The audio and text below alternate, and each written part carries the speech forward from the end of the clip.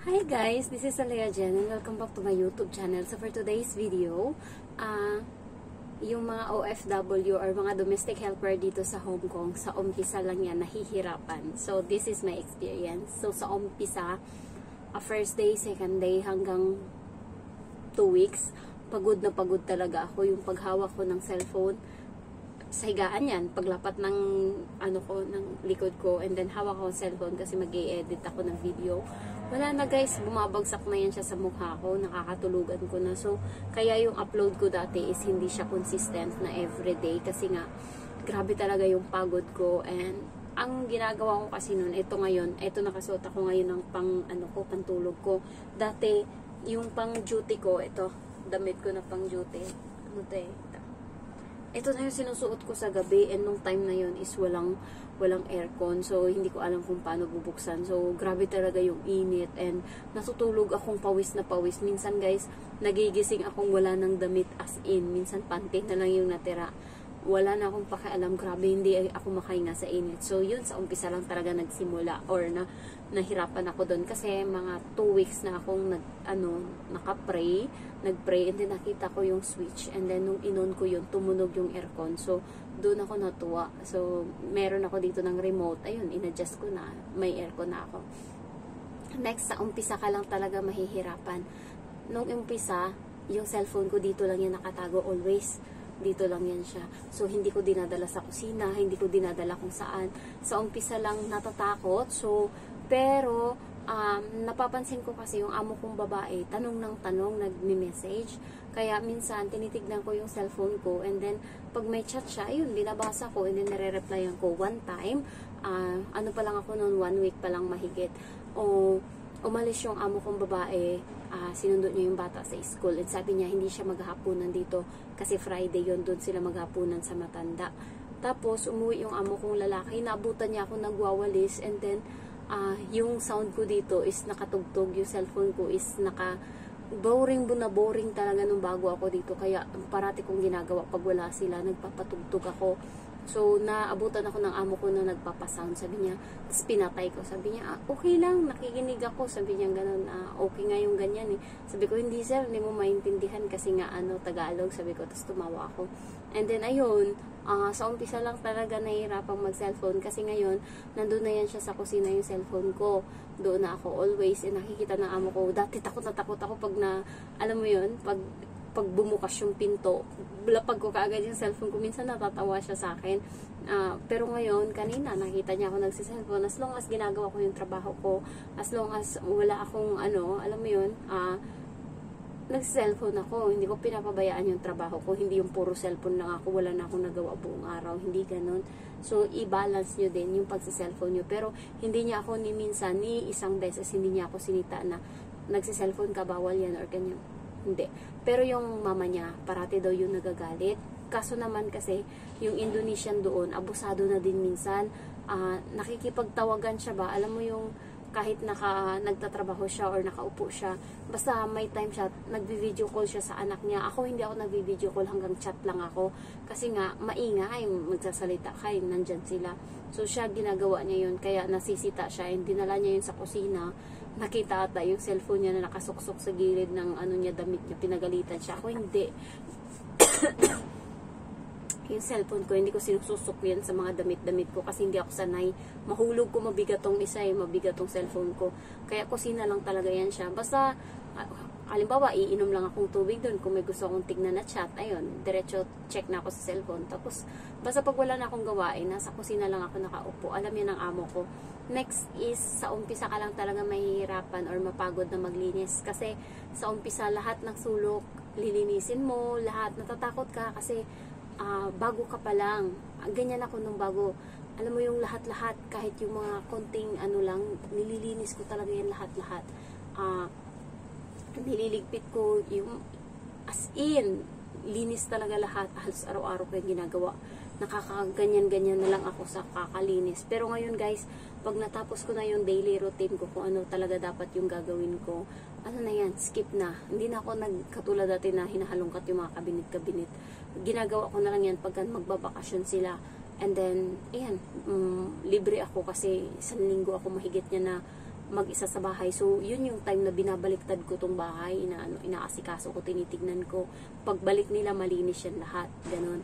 So, natutuwa yung amo ko. Technique yan, guys. Kapag umaalis sila, hindi ako iniiwanan ng amo ko na gawin mo to, gawin mo yan. Hindi.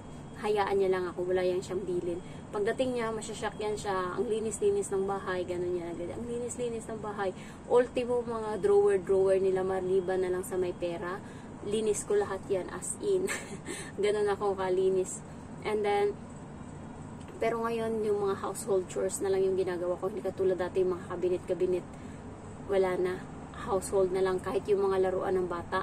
Dati nililinis ko yan halos kada linggo. Pinupunasan ko isa-isa. Ilang balde-balde yan. Ngayon hindi na. Nahayaan ko lang. Wala namang pakialam yung amo ko as long as tapos ko yung gawain ko. And, alam mo guys, sa una lang yan sila mahigpit.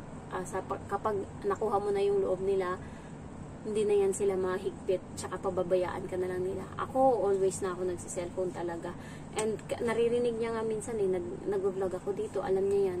Siyempre, pag sinita niya ako, sabihin ko, naghanap buhay lang ako. Kasi hindi mo naman ako binibigyan pagkain.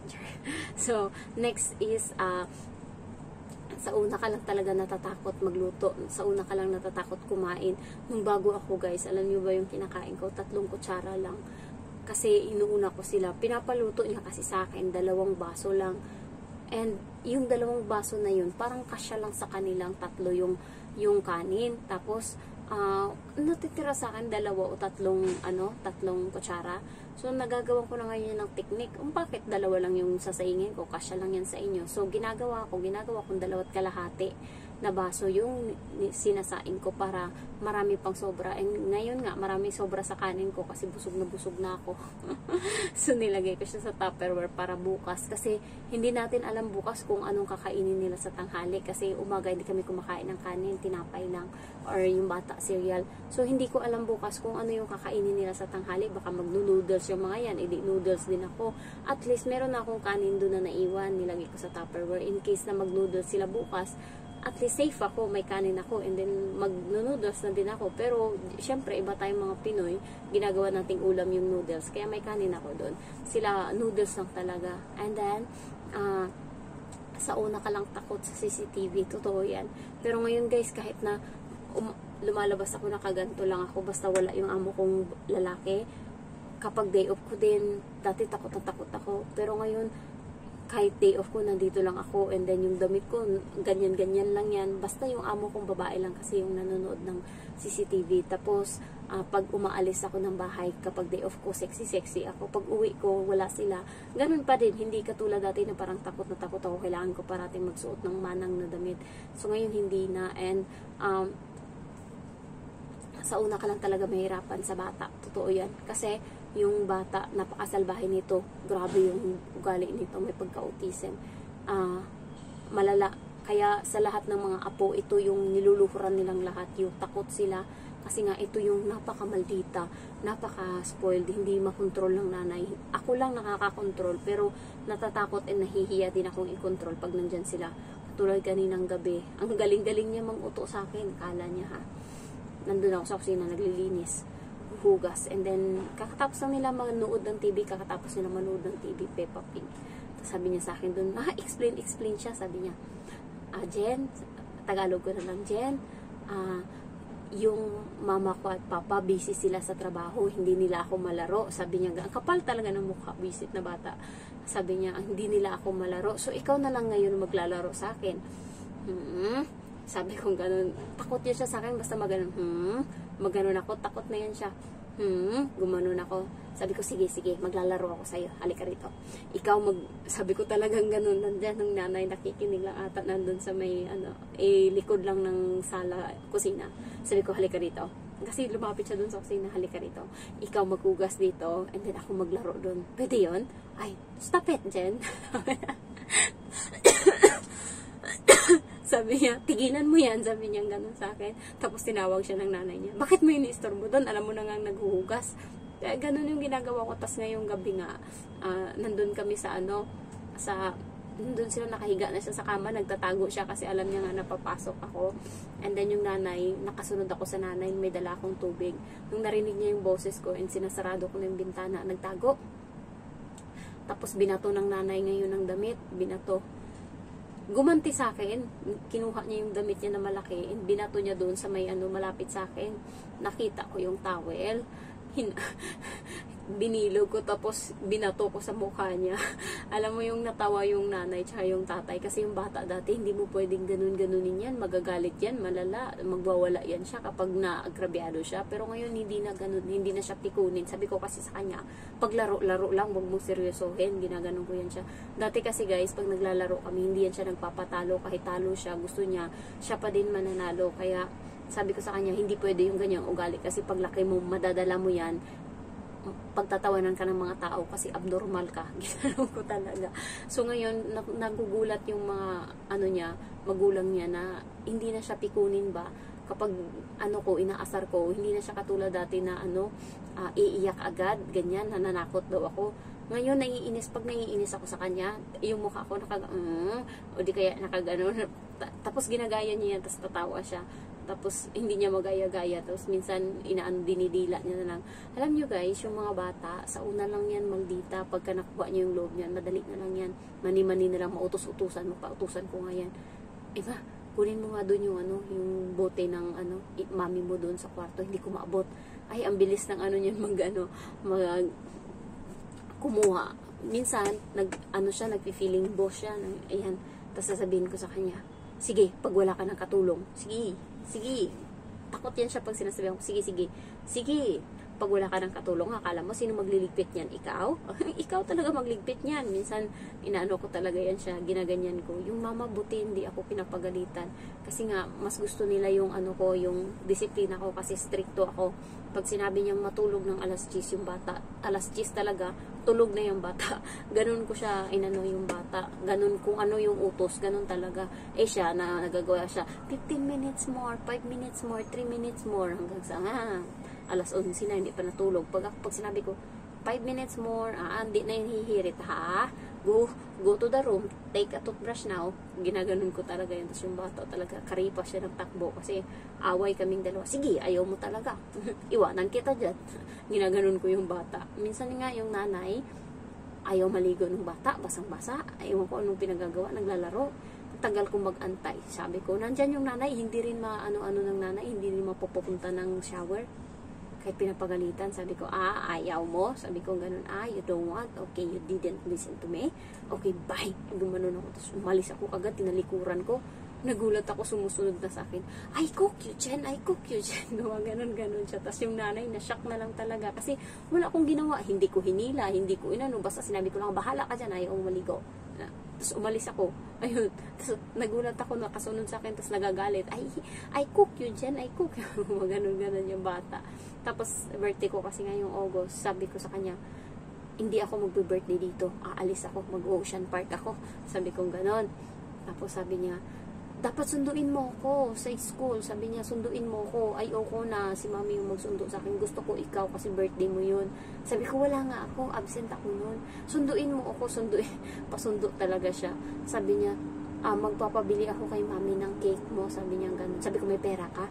Si mami, magbibili ng cake mo. Sabi ko, wag mong anuhin. Sabi ko, ayoko ng cake. Sabi ko, ayoko guys. Ayoko nang bilhan ako ng cake. Okay na ako na mag-ocean park ako sa birthday ko. Ayoko lang nang bilhan ako ng cake. Parang ang laking nun sa akin. Ang laking utang na loob ko yun. Ayoko. Sabi ko sa bata, huwag mong gagawin yan. Huwag kang magpapabili ng cake sa mama mo. Sabi ko ganun sa kanya. So, sa una lang lahat talaga is pagod. And sa una lang lahat, struggle. Alam nyo, sa una lang late or maaga ka magising and late ka na matulog. Pero pag matigas na yung ulo mo, yung sinabing 6:30 sa'yo, gigising ka na ng alas 7. Ganun ako guys, sabi sa akin 6:30. Pero gumigising ako ngayon 7. Pag walang pasok yung tatay, alas 7 na talaga pag wala silang pasok. So, depende yan sa'yo. Pero yung amo ko, as long as nagtatrabaho ako, wala, okay sa kanya, i-renew pa nga ako kahit matigas yung pangako eh. So, kaya yung mga sumusuko dyan or nag-give up na kasi nga 3 months sila sa amo nila, parang grabe na yung parang nahirapan sila, tiisin nyo lang konti. paabutin nyo kahit 8 months or 10 months, doon yung matatansya or maano nyo na yung mga bagay-bagay. Alam nyo na kung saan kayo dapat didiskarte, alam nyo na kung saan kayo dapat hihirit, alam nyo na kung saan kayo dapat magkuyakoy. So, ganun yung nangyayari sa akin. Dapat observant kayo para alam nyo kung saan kayo alam mo yun, makakapagpahinga. So, tinitignan ko parate kung linggo, kasi kapag maaga sila natulog sa Sabado ng gabi, ibig sabihin kinabukasan, pupunta yan sila sa templo. So, yun yung time na makakapagpahinga ako. Kaya chill-chill lang ako niyan. Hindi ako masyadong nagangarag. Pero pag late sila natulog, ibig sabihin, kailangan ko linisin ng mabilis sa umaga kasi nga, yung bata is maiiwan sa akin buong araw ng linggo. Pero pag maaga sila natulog, ibig sabihin aalis yan sila, tapos uuwian sila alas 5 na ng hapon. Kaya doon nakukuha nyo na dapat yung technique kung saan kayo magpapahinga and saan kayo hahataw. So ayun lang guys, thank you for watching, and yung mga gusto mag-break ng contract, tiisin nyo lang konti, makukuha nyo din yan. I love you all, bye bye.